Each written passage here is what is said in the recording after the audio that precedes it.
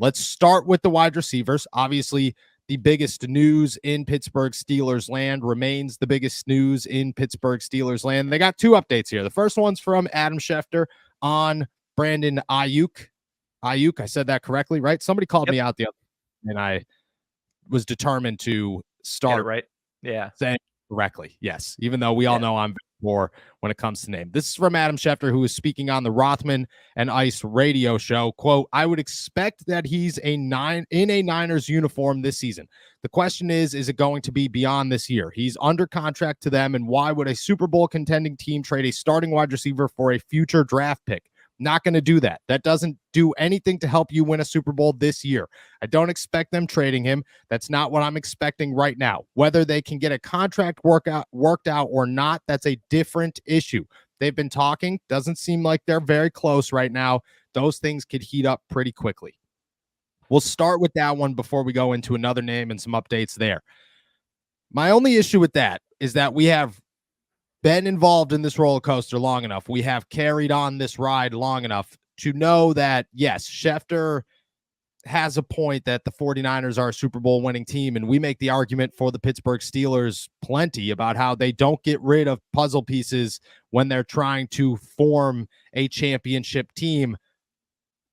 But at the same time, there have already been reports that the Pittsburgh Steelers and the 49ers almost had a deal locked into place during the NFL draft, that there are legs, that Brandon Aiyuk's called out the team on social media for, oh, I thought that they didn't want to trade me.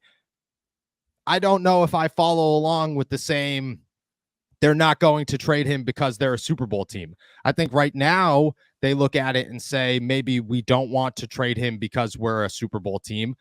But if their options are Brandon Aiyuk is going to sit on the sideline in 2024, or you trade him, you trade him. And I don't think that there's any question there from any team in the NFL, especially one that has the amount of receiving options that the 49ers do and who have gone through all of these issues as long as the 49ers have. It could change course and could say, hey, well, if we have to make a decision, Deebo Samuel is on his way out instead of Brandon Aiyuk.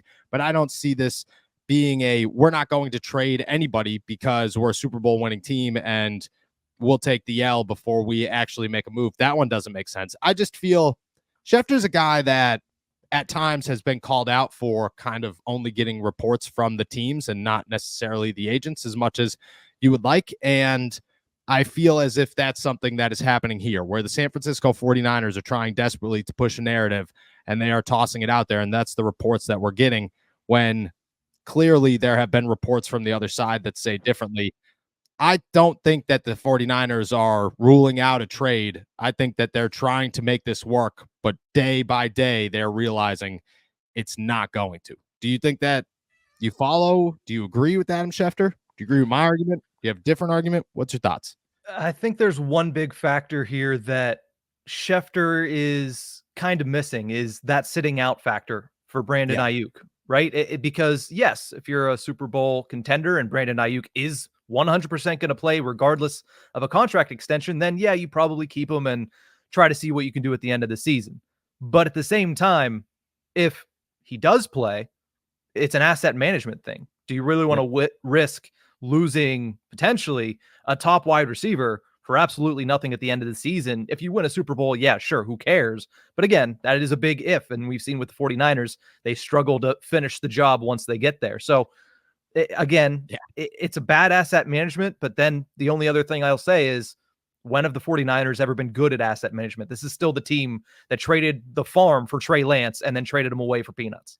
That's true. That is very true. They have never been good at asset management, which could work against the Steelers or any team trying to make a trade. I guess it's be the Steelers and the Washington Commanders at this point, but it could work against them in that favor because they might just stick to their guns and be stubborn enough to say, we are going to hold on to Aiyuk and we are not going to get rid of anybody because this is a Super Bowl team. And then they'll sit on him all season long and he'll walk next year and sign wherever he wants to walk. That's wild if you are an NFL GM to sit around, or an ownership group to allow that to happen and sit there and say, we'll get rid of a star guy, or we'll let a star guy walk when we had offers, probably good ones. There's no way that the Pittsburgh Steelers or the Washington Commanders or anybody else who's made a trade attempt is sitting there tossing fourth-round picks at the San Francisco 49ers. If they nearly had a trade in place, I'm guessing it's at minimum a second-round pick.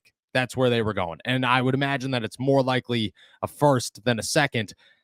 But maybe you're right. Maybe the 49ers are just run in that poor of a way that there are some issues and there's some concerns there, and maybe it won't happen. I don't know. I don't agree when it comes to Schefter's view on these things and what he's reporting.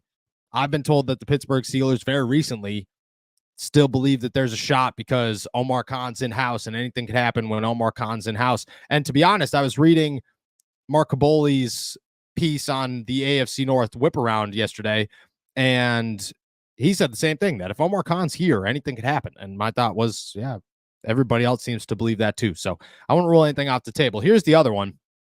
There's a lot of rumbles, a lot of speculation, a lot of names being tossed out all the time of who the Pittsburgh Steelers could trade for when it comes to a wide receiver. The newest one, the latest one is CeeDee Lamb of the Dallas Cowboys. Clarence Hill, a Dallas Cowboys insider, says that the number it's going to take to sign CeeDee Lamb to a contract extension is at least $32 million per year.